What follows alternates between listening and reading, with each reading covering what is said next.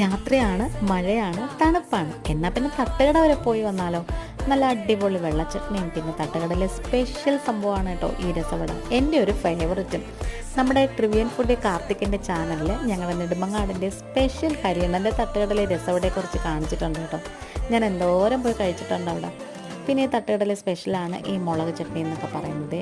അപ്പോൾ ദോശ ഉണ്ടാക്കാൻ വേണ്ടി ഞാൻ ഉച്ചക്കലേ അരച്ച് വെച്ചിട്ടുണ്ടായിരുന്നു. പുളിക്കാത്ത മാവാണ് വേണ്ടത്.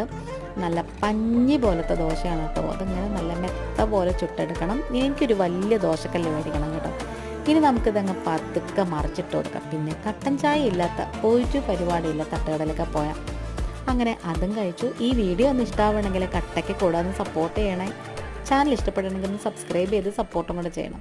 ഇനി നമുക്കിതങ്ങ് കഴിച്ചു തുടങ്ങാം. നല്ല അടിപൊളി രസവടയും ആക്രാന്തം കൊണ്ട് ഞാൻ ആദ്യമേ എൻ്റെ രസവട കുറച്ചങ്ങ് കഴിച്ചു പോയി.